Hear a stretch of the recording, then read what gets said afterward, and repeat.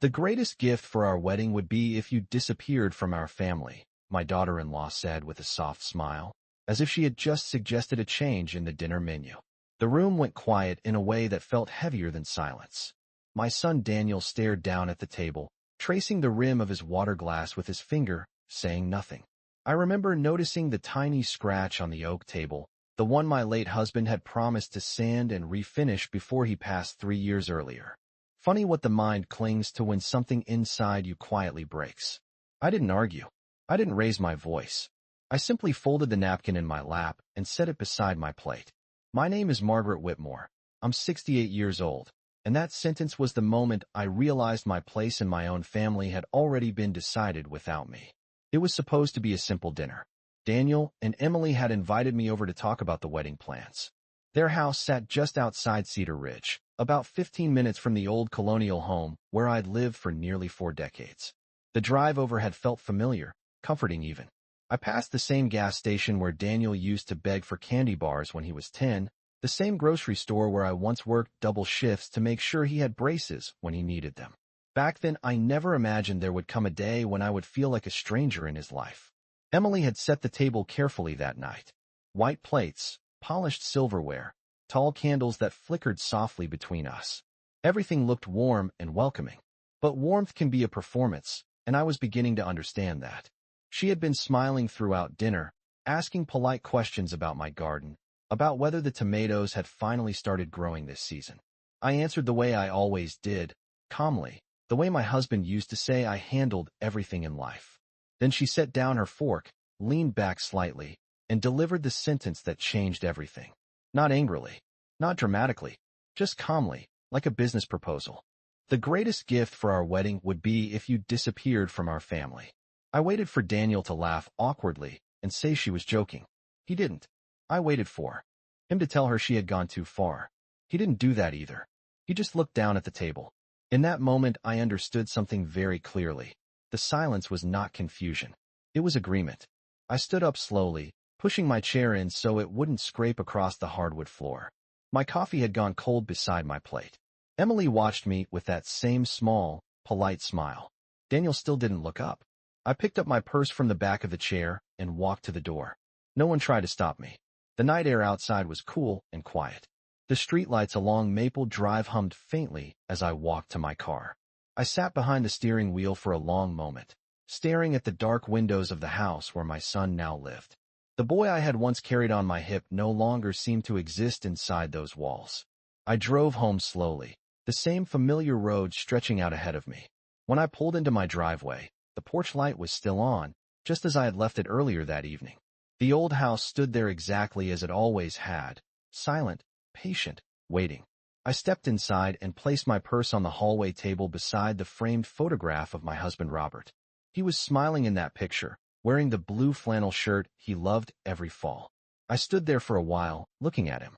Well, I said quietly to the empty hallway, I suppose they've made their wishes clear. The house smelled faintly of lemon polish and the apple pie I had baked that afternoon. I hadn't expected to eat it alone, but something inside me had already begun to settle into place. Because when someone asks you to disappear, the first thing you should do is decide exactly what will disappear with you. The house was quiet when I woke the next morning, the kind of quiet that only exists in a place that has held the same memories for decades. Sunlight filtered through the kitchen curtains Robert had installed himself one spring afternoon nearly 20 years ago. I stood at the counter and poured a cup of coffee, the same way I had every morning since he passed away, measuring the grounds carefully, letting the machine hum while the smell filled the room. Routine has a way of steadying the heart when everything else feels uncertain. Outside, the maple tree in the front yard swayed gently in the breeze. Daniel used to climb that tree when he was a boy, always convinced he could reach the highest branch. Robert would stand on the porch pretending to supervise, even though we both knew he was mostly there to make sure Daniel did not fall. I carried my coffee to the small table by the window and sat down slowly, wrapping both hands around the mug. The warmth seeped into my fingers. Across the kitchen, the wall clock ticked with patient consistency. 8:23 in the morning. I had not slept much the night before, but I did not feel tired. What I felt instead was clarity, the kind that comes when a truth finally settles into place. Emily's words echoed in my mind again, but they sounded different now, less like an insult and more like a request that had simply been granted too quickly. People often assume disappearance means weakness, as if stepping away is the same as surrender. They forget that sometimes the person who leaves is also the one who decides what remains behind. I took a sip of coffee and glanced toward the hallway where Robert's study door was still closed. After he died, I had not changed much in that room. His books remained on the shelves, his reading glasses rested on the corner of his desk, and the old leather chair still faced the window where he liked to sit on quiet afternoons. I stood up and walked slowly down the hallway, pushing the door open with gentle familiarity. Dust motes floated in the sunlight. The room smelled faintly of cedar and old paper. I ran my fingers along the edge of the desk and remembered something Robert had said not long before he passed. He had been sitting in that chair, reviewing paperwork from the attorney, explaining things in the calm voice he used when he wanted me to listen carefully. At the time, I had not paid much attention. We had both believed there would be many years left to worry about those things. Now, standing in the quiet study, that memory felt less distant. I opened the desk drawer slowly and looked at the neatly stacked folders inside. Robert had always been meticulous with documents. Bank records, property papers, letters from the attorney downtown. My hand paused over one folder before I lifted it out and set it gently on the desk. The label was written in Robert's careful handwriting. Whitmore Family Trust. I stood there for a long moment before opening it, the morning light spreading across the pages. Outside, a car drove past the house, its tires humming softly along the street. Life was continuing exactly as it always did. But inside that quiet room, I had the unmistakable feeling that the story Daniel and Emily believed they were writing was not the same one that had already been prepared years ago. The folder felt heavier than it should have when I opened it, not because of the paper, but because of the quiet realization that Robert had been thinking several steps ahead long before any of this began. I sat down in his old leather chair and slowly turned the first page. His handwriting appeared in the margins of some documents, small notes written in the careful way he used when he wanted something to be clear. Outside the window, a delivery truck rolled down Maple Street, and the sound faded quickly, leaving the house silent again. The words on the page were simple enough to understand, even for someone who had never paid much attention to financial paperwork before. Robert had created the Whitmore Family Trust almost 10 years earlier. At the time, Daniel had just started his career, and Emily was not yet part of the picture. Robert always said planning ahead was a form of protection, like locking the front door even when you lived in a quiet neighborhood. I continued reading slowly, letting each line settle before moving on to the next. The house, the land, the savings accounts, the small investment portfolio Robert had built over the years. Everything was listed there carefully, each asset placed inside the trust. My name appeared again and again in the documents, not Daniel's. I paused and looked around the study for a moment, half expecting Robert to walk in and explain the whole thing the way he used to explain complicated matters, calmly and patiently, as if there was never any rush. Instead, there was only the steady ticking of the hallway clock. I turned another page. The next section described the trustee. That was me as well. Robert had written a short note beside the paragraph, something that made me smile despite the heaviness in my chest. Margaret understands people better than she thinks. She will know when the time comes. I leaned back in the chair and stared at the ceiling for a moment. Outside, the wind brushed gently against the maple leaves in the front yard. The realization settled slowly into place. Daniel did not actually control any of the property he believed would one day belong to him. Emily certainly did not. The trust made that very clear. Nothing could be sold, transferred, or divided without the trustee's approval. Without my approval, I closed the folder halfway and rested my hands on the desk. For years I had assumed Daniel would naturally step into the role of managing the family property after Robert passed away. That is how most families imagine the future. But Robert had not left things to imagination. He had left them to structure. A quiet safeguard written long before anyone thought it would be necessary. I stood up slowly and carried the folder back into the kitchen, setting it beside my empty coffee mug. Morning light had grown brighter across the floorboards. Somewhere in the distance, a lawn mower started up, its engine humming steadily through the neighborhood air. Life outside continued as it always did, ordinary and predictable.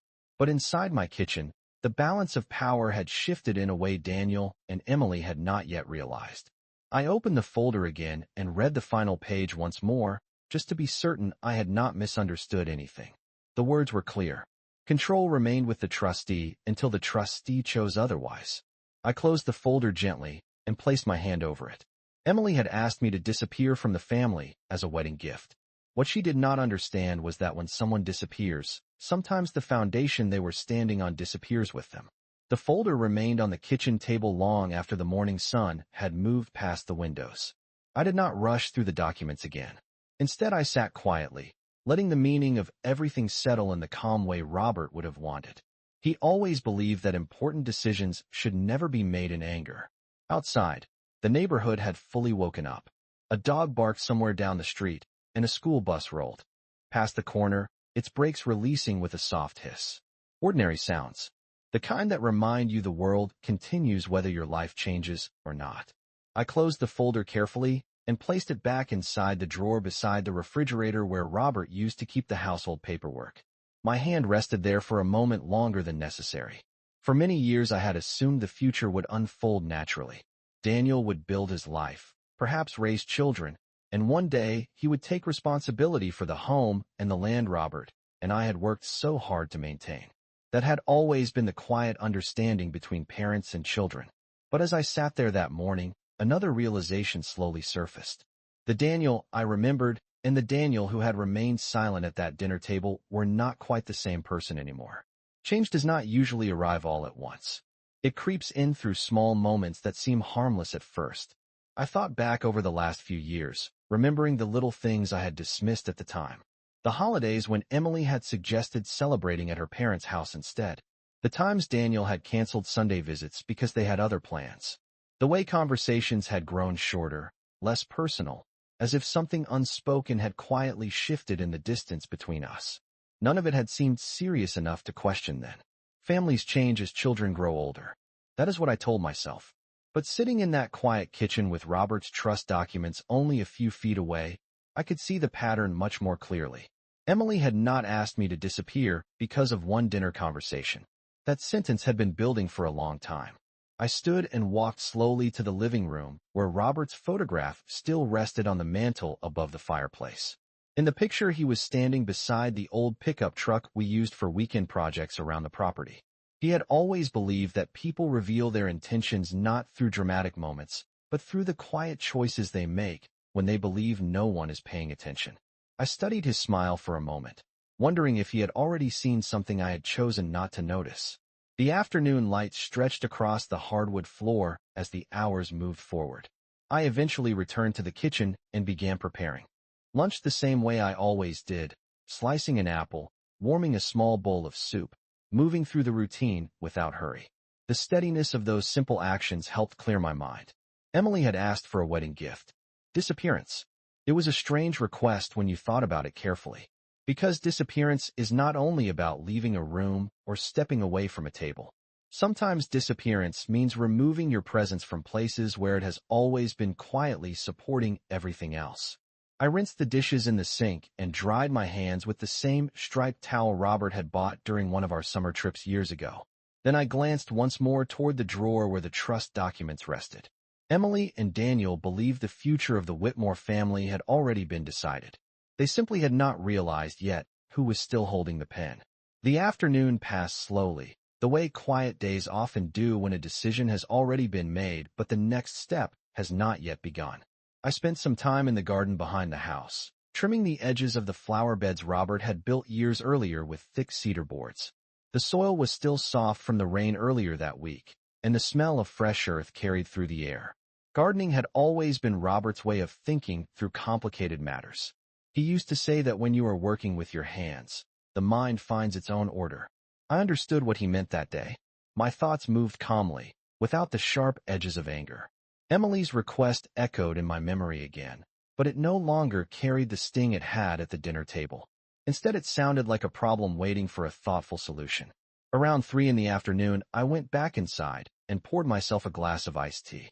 The kitchen clock read 3:12. The sunlight now reached across the center of the floor, touching the old wooden cabinet where Robert kept a small address book filled with numbers he had collected over decades. I opened the cabinet and pulled the book out, flipping through the pages slowly until I reached the name I was looking for. Thomas Caldwell, Robert's attorney for nearly 20 years.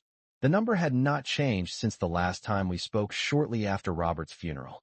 I set the address book on the counter and stood there for a moment, listening to the quiet hum of the refrigerator. Then I picked up the phone and dialed the number. The line rang twice before a familiar voice answered. Thomas Caldwell speaking. His voice sounded exactly the same as I remembered, steady and professional with a hint of warmth that always made difficult conversations easier. Hello, Thomas. This is Margaret Whitmore. There was a brief pause, followed by recognition. Margaret, it is good to hear from you. How have you been? I glanced toward the hallway where Robert's photograph rested on the mantel. I have been thinking about some of the paperwork Robert organized before he passed away, I said calmly. The trust documents. Another short pause followed, the kind that suggested he understood immediately what I was referring to. Yes, Robert was very careful about those arrangements, he replied. Is everything all right? I considered the question for a moment before answering. Everything is becoming clear, I said. I would like to meet with you tomorrow if you have time. There are a few things I would appreciate your guidance on. Of course, Margaret. I can see you at 10 in the morning. His office was downtown, about 20 minutes from my house if traffic was light. That would be perfect, I said. After we ended the call, I returned the address book to its place in the cabinet. The house felt different now, not heavier but more focused, as if the quiet rooms were paying attention. Outside the kitchen window, the maple tree shifted gently in the afternoon breeze, its leaves moving in soft waves of green. I finished my iced tea and rinsed the glass in the sink. Tomorrow morning, I would sit across from Thomas Caldwell and confirm what Robert had already prepared years ago. Emily had asked me to disappear as a wedding gift. The interesting thing about disappearing is that it gives you the freedom to decide exactly when and how you will reappear. The next morning arrived with a pale gray sky and the steady sound of early traffic moving through Cedar Ridge. I left the house just before 9:30, driving the familiar road toward downtown with the quiet focus of someone who already understood that the day would mark the beginning of something new. Robert used to say that important meetings deserved punctuality, so I arrived a few minutes early and parked along the curb outside the brick building where Thomas Caldwell had kept his law office for as long as I could remember. The brass plaque beside the door still read Caldwell and Hartley Attorneys at Law, polished so well it reflected the morning light. Inside, the office smelled faintly of paper and coffee. The receptionist recognized me immediately and greeted me with a warm smile before guiding me toward the conference room at the end of the hallway. Thomas was already there when I entered, standing beside a wide wooden table with several folders neatly arranged in front of him. He looked older than the last time we spoke, but his calm expression had not changed. Margaret, it is good to see you again, he said as he pulled out a chair for me. I sat down and folded my hands on the table, noticing how the same steady quiet I had felt at home followed me into the room. Thank you for seeing me on such short notice, I replied. He nodded and gently slid one of the folders toward me. I had a feeling this might be about the trust Robert created, he said. I spent some time reviewing the documents last night after your call. His tone was careful, the way attorneys speak when they want every word to be precise. I opened the folder slowly and looked down at the familiar pages. The language was formal, but the meaning had already begun to settle in my mind the day before. Thomas leaned back slightly in his chair. Robert designed the Whitmore family trust with a great deal of foresight, he explained. The structure places full authority with the trustee until specific conditions are met. As you know, Margaret, you are the sole trustee. I nodded once, encouraging him to continue. That means any major decisions involving the property, the land, or the financial accounts must be approved by you alone. No other family member can alter or distribute those assets without your authorization. I noticed the word authorization printed several times across the pages. The clarity of it all was almost reassuring. And Daniel? I asked quietly. Thomas folded his hands on the table. Daniel is listed as a future beneficiary under certain conditions, but those conditions have not been activated. Until you decide otherwise, the trust remains entirely under your control. For a moment the room felt very still. Through the window, I could see the courthouse clock tower across the street marking the slow passage of time. I thought about the dinner table, about the calm voice that had suggested my disappearance, as if it were a thoughtful wedding present. Then I returned my attention to the papers in front of me. Robert believed in preparing for possibilities, I said softly. Thomas nodded again. Your husband wanted to ensure that the foundation he built would always remain protected. I closed the folder carefully and looked up at him. Then it seems Robert prepared exactly the right gift long before anyone asked for one. When I left Thomas Caldwell's office, the morning had grown brighter, and the courthouse clock across the street had just struck 11. I stepped outside into the mild air of downtown Cedar Ridge and paused for a moment on the sidewalk. People were moving in every direction, carrying coffee cups, briefcases, grocery bags, all of them wrapped in the quiet rhythm of ordinary life. It struck me how little the world notices when something significant shifts inside a single person's story. I walked slowly to my car and sat behind the wheel without starting the engine right away. The folder Thomas had given me rested neatly in the passenger seat. Inside were updated copies of the trust documents and a few additional pages that clarified the responsibilities of the trustee. My responsibilities. The steering wheel felt cool beneath my hands as I looked through the windshield at the steady movement of traffic. For years I had imagined that Robert's careful planning was simply a formality, something responsible adults did when they organized their affairs. Now I understood it was something more deliberate than that. It was protection, not only for the property, but for the intention behind everything we had built together. I drove home slowly, following the familiar route past the grocery store, the gas station, and the small park where Daniel used to ride his bicycle in wide circles while Robert pretended to chase him. When I pulled into my driveway, the house stood exactly as it had that morning, quiet and patient beneath the shade of the maple tree. Inside, the rooms felt calm, almost watchful. I placed the folder in the same kitchen drawer where I had kept Robert's original documents and closed it gently. The kitchen clock read 12:15. Lunchtime. I made a simple sandwich and sat at the small table by the window, letting the afternoon light fall across the surface of the wood. My mind moved carefully through the conversation I had just had with Thomas. Everything was clear now. The trust was solid. The authority remained with me unless I chose otherwise. No assumptions. No misunderstandings. Just structure. When I finished eating, I washed the plate and placed it in the drying rack beside the sink. The house was still quiet, but the quiet felt different now, less like absence and more like preparation. Later that afternoon, I picked up the phone and scrolled through the contacts until I reached Daniel's number. I did not call right away. Instead, I studied the screen for a moment, thinking about the young boy who once climbed the maple tree outside the window, and the man who had sat silently while someone asked his mother to disappear. Families have complicated ways of drifting apart, often without noticing until the distance becomes impossible to ignore. I placed the phone back on the counter without dialing. There would be time for conversations later. For now, silence served a different purpose. Silence allows other people to believe their assumptions are correct. Emily believed I would step away quietly from their lives before the wedding. Daniel probably believed the same thing. In a way, they were both right. Disappearance does not always require dramatic exits or loud arguments. Sometimes it simply means stepping back far enough for the truth to reveal itself. I glanced toward the kitchen drawer where the trust documents rested safely inside. Emily had asked for a gift that involved my absence. What she had not considered was how much of the Whitmore family foundation depended on the person she expected to vanish. The days that followed settled into a quiet rhythm, the kind of calm that often arrives before something important unfolds. I did not call Daniel, and he did not call me. That silence stretched through the week like a long pause in a conversation neither side seemed ready to resume. Outside, Cedar Ridge continued its usual routine. The grocery store restocked its shelves, neighbors walked their dogs in the evenings, and the maple tree in my front yard rustled gently whenever the wind passed through its branches. Inside the house, I moved through familiar habits that had shaped my life for decades. I watered the plants Robert and I had planted together, folded laundry at the kitchen table, and occasionally glanced toward the drawer that held the trust documents. Knowing they were there gave the house a different kind of stillness, like a foundation quietly holding its place beneath the surface. A few days later, a small envelope arrived in the mailbox near the end of the driveway. The return address belonged to Daniel and Emily.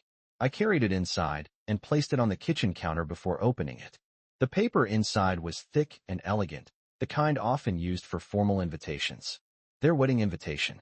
I studied the careful lettering for a moment before reading the details. The ceremony would take place the following Saturday afternoon at a small stone church just outside town. Reception to follow at the lakeside pavilion.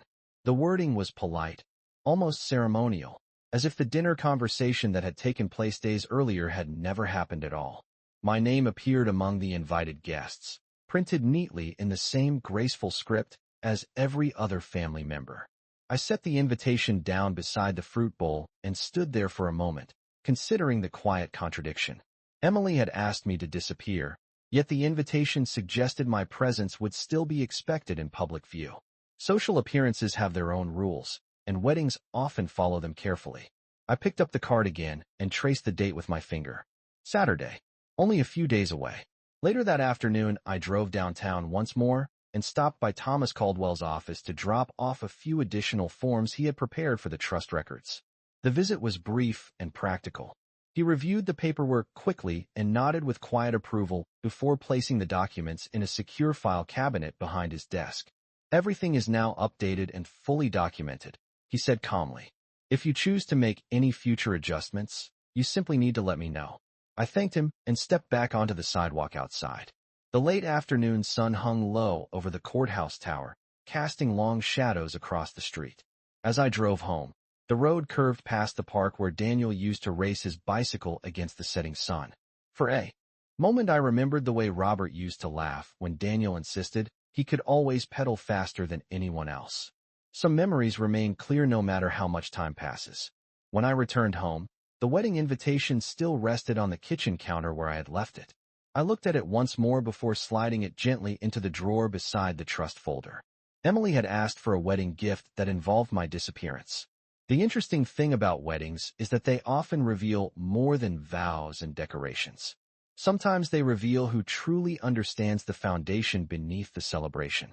Saturday morning arrived with clear skies and a cool breeze moving through Cedar Ridge, the kind of weather people often describe as perfect for a wedding. I woke early and moved through the house slowly, the same quiet routine I had followed every morning for years.